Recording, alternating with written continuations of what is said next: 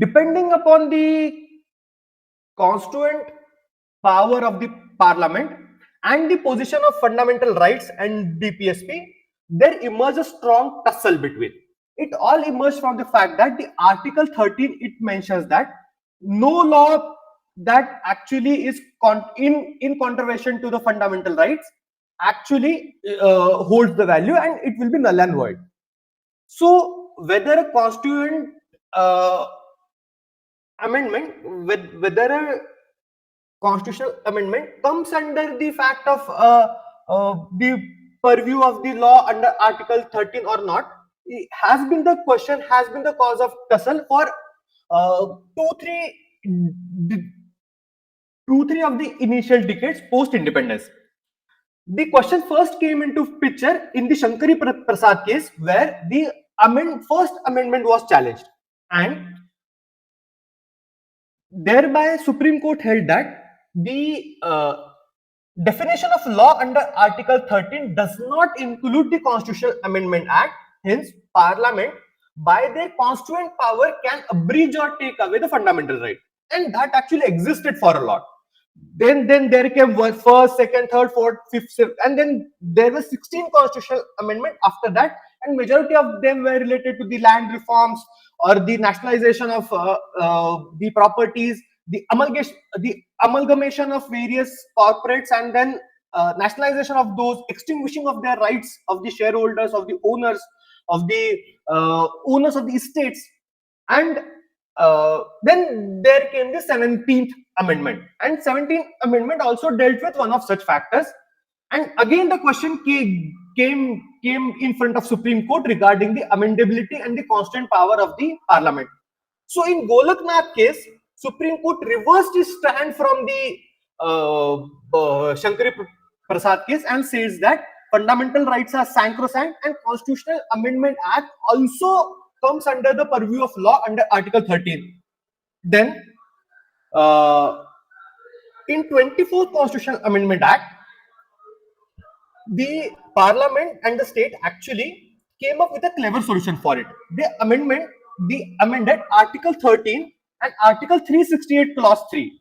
So Article 13 Clause 4, it says that the Constitution amendment made under Article 368 Clause 3 does not come under purview of this article. So amendment under 368, that is Constitutional Amendment Act, would not be applicable in case of like Article 13.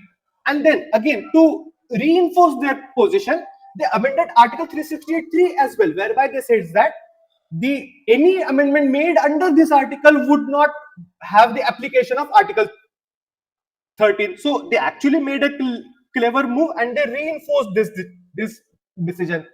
After that, in 25th Constitutional Amendment Act, they actually introduced Article 31C, which says that any constitutional provision which actually gives the effect to the DPSP 39B and C, which are related to the socialist principle of, and which actually seeks to reduce the concentration of wealth, minimize the inequalities of status, income, and opportunity, and etc., must not be violative of the Article 14 and 15. So they can be violative of the Article 14 and 15. So they protected any amendment made under DPSP which gives to effect to these DPSPs of 39B and C, protected from the becoming null and void on the basis of Article 14 and 15, 14 and 19. Then came the Kesavananda Bharati case, where they actually upheld this thing. They upheld this amendment, which says that yes, the 13 Clause 4 and 368 Clause 3 still exist in India, and they are actually present, which says that Constitutional Amendment Act does not come under law, of under purview of Article 13.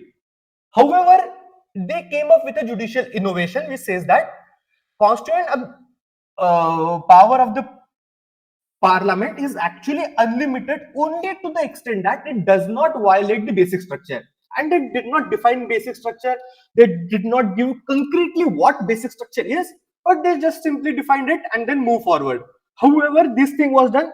So the position got established that yes, constitution, the parliament by constituent their power can actually take away fundamental rights. However, the taking away of fundamental rights cannot be done to the extent that it violates basic structure. Then the parliament and the state was also clever. They came up with a 42nd Constitutional Amendment Act, and they says that there is unlimited amending power to the parliament, and none of the limitations under basic structure or the whether other things, or even the limitations of 14 and 19 actually like apply to them. So the unlimited amending power was put into constitution. However, in Minerva Mills case, they actually nullified this section. They say that the limited amending power of the parliament is itself a basic structure. So they reiterated their stand and used their perspective to justify their perspective. And since the limited amending power is a basic structure of itself, the article, this amendment 2042nd amendment, which actually expanded the constituent amending power of the parliament unlimitedly, was actually nullified. So this actually concretized whatever the Kesavananda Bharati case was put into place. And to actually finally crystallize it and put end to any of the discussion, in Vaman Rao case in 1992, I mean, like after 21 years or close to 20 years after the first pronouncement of the Kesavananda Bharati case, in Vaman Rao case, they says that a basic structure doctrine can be retrospectively applicable as well. What does retrospectively means? Since the day of pronouncement of the basic structure doctrine, any constitution amendment can be challenged for being violative of the basic structure. So this actually, these three cases stabilize, concretize, and put into place the basic structure doctrine into the jurisprudence and the legal discourse of India. And majorly the emergence of all of it came from the tussle between the DPSP and fundamental rights, since fundamental rights actually put restrictions or the uh, uh, or the limitations on the power of the parliament or the state. However, DPSP provides them guidance, they provide them directions and even moral obligation to act in certain way. So what should be the direction, what should be the balance, how to maintain balance between the two, uh, was actually crystallized and put into place with the basic structure doctrine. One thing I want to highlight here particularly is basic structure doctrine does not actually relate to the judicial review. This has been the question from many of the candidates, but if judicial review would have been like the relative to the basic structure doctrine, then two things wouldn't be there. Firstly, there is a basis for judicial review not equivalent to the basic structure doctrine, which comes from Article 13 Clause 4 and 368 Clause 3. Both of them says that the Article 13 or the definition of law under Article 13 is not included, not inclusive of the Constitutional Amendment Act.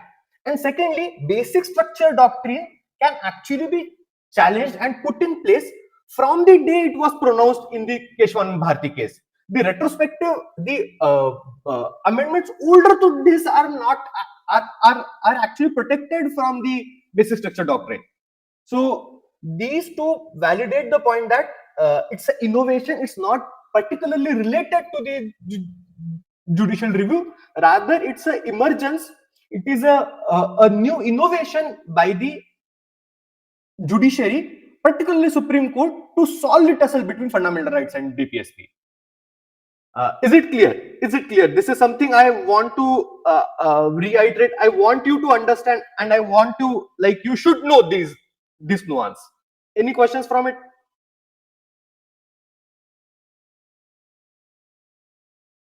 चलो फिर let's move forward. बताओ भाई, बताओ कोई question है क्या? अतुल, नंदिनी, आदित्य, सत्यम.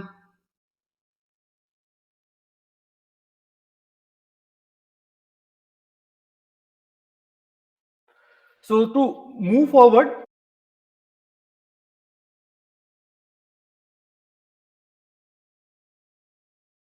so Satyam, in Vaman Rao case, they actually not only reiterated the that there exists a basic structure, there exists a limited amending power of the parliament. The limited amending power of the parliament comes from the fact that Parliament of India has a limited sovereignty. We'll discuss in parliament wala aspect as well. The written constitution, the federal structure, the division of powers between center and state makes it a bit of limited in terms of sovereignty. Also, the judicial review, also Article 13 itself puts limitation on the constituent and legislative power of the parliament. Second is the case that the constituent assembly, which actually reinforced, put in place all the ideals, all the basic structures of the constitution, were sovereign in nature compared to the parliament. So, in Vaman Rao case, Supreme Court held that uh, parliament, which has limited sovereignty, cannot override the ideals, principles which were put in place by the constituent assembly while drafting the constitution. So, the limited amending power of the parliament was itself held and reiterated as a basic structure, building onto the Minerva mill scales. And to expand the scope of it, they says that any provision, any amendment to the constitution can actually be challenged from the perspective that it actually violates the basic structure since the day basic structure doctrine was pronounced, and it was pronounced, I think, on the 24th of April 1973 or 1972, and from the day of it basic structure doctrine can actually be put in place, and the challenge to the constitution amendments can be put into place.